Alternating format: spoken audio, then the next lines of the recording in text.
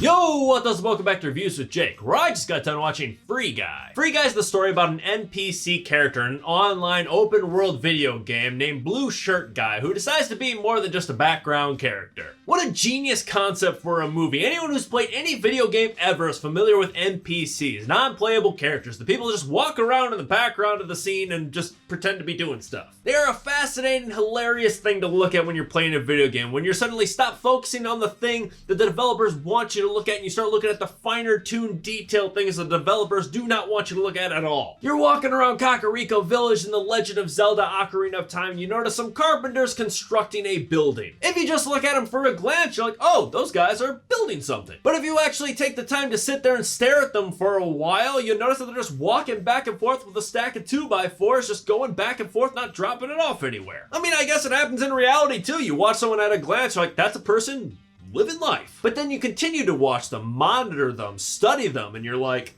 the hell are they doing? One time I was at a bar in Madison with some friends and we noticed some guy walking back and forth to a back room carrying a bunch of chairs, just literally walking back and forth, carrying what seemed to be the same stack of chairs, in and out, in and out. We were seriously dying laughing because it looked like a glitch in the Matrix. It was absurd. NPCs are hilariously predictable by nature once you figure out what they're all about, but every now and then video game developers will do something to spice them up a little bit. Like in Kakariko Village in the very same Zelda game, there's a bunch of chickens wandering all over the place, and one of your goals for a side quest is to help a lady wrangle them up and get them back into their corral. And of course, some little ass is always going to swing the sword at the chickens versus help them out, and the game developers know that someone's going to do that, so they built in this little mechanic that all the chickens will swarm and attack you if you swing your sword at them. I absolutely love that. It adds a layer of unpredictability to the gaming experience. It sort of makes these seemingly mindless background characters a force to be reckoned with. So a whole movie circulating around an NPC who decides to just start raising hell out of nowhere?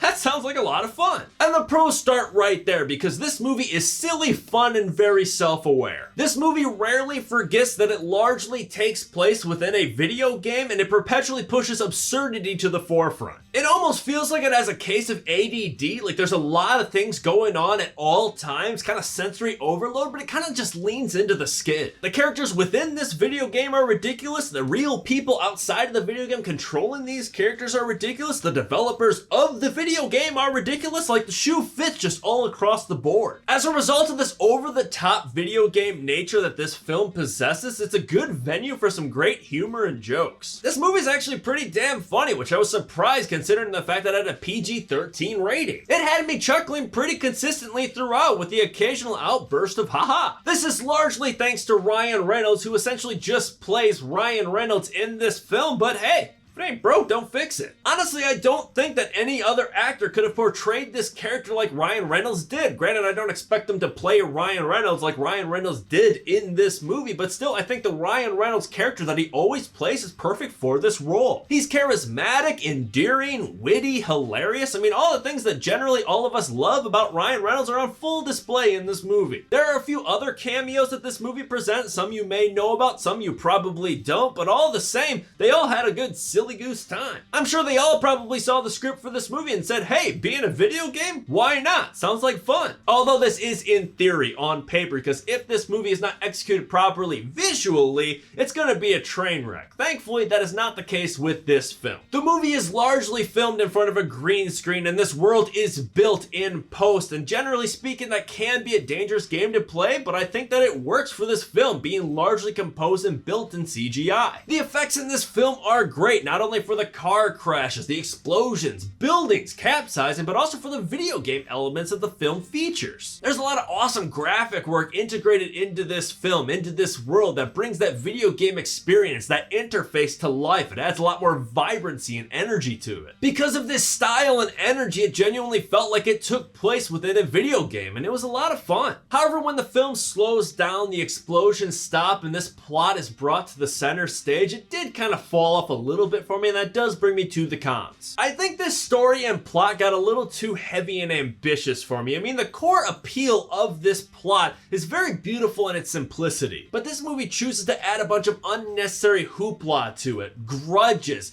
friendships, romances, lawsuits, probably inaccurate video game programming jargon and lingo. At least I assume. I've never made a video game. Hell, I barely play video games anymore. If they came out in the last 10 years and they don't have Legend of Zelda or Resident Evil attached to them, I probably didn't touch it. My point is, this movie tries really hard to explain the phenomenon of this NPC gaining artificial intelligence. But not only that, it adds all of this extra stuff, all these extra threads to explore, and I just didn't think they needed to be there. For a movie as silly and ridiculous as this movie is, I think the 2-hour runtime that it currently possesses is a little bit too long. I think it would have been a lot shorter if it would have gone simpler. I think this movie would have been great as a 90-minute film. It would have really amped up that replay value, because at 2 hours it's kind of treading into long movie territory. I don't think that's a lake that this movie wants to be swimming in. On a very similar note, I feel like this movie felt like it was very held back, like it was trying too hard to stay within the PG-13 range instead of just letting it rip and becoming an R-rated film. I feel like this is the perfect movie, the perfect concept to just let her rip, get violent, get vulgar, get obscene. I mean, it takes place within a freaking video game. I can't think of a more toxic place on earth than the online video gaming community. I mean, if your mom heard all the awful things that people were saying about her in your Call of Duty lobby, she would faint. The video game world that this movie takes place in is like a discount version of GTA, which right up there next to Mortal Kombat is like the games that parents have been trying to get their kids to not play for decades now. And your protagonist is played by Ryan Reynolds, Deadpool, the most vulgar Marvel character by far. Just let this movie off the leash. There are a few moments where it kind of peaks at some absurdity, kind of low-key jokes here and there, but it just feels like it's fighting with one hand tied behind its back. All in all, though, this was a fun time at the movies. It didn't blow me away or anything, but it definitely made me proud to say I'm a blue shirt guy. Whoa, he does wear blue a lot, doesn't he? I'm going to give Free Guy a B. But that's just me. What do you guys think? Let me know if you agree or disagree in the comments below. And make sure to subscribe to this channel to stay up to date with new reviews coming real soon. Stay safe, thanks for checking in.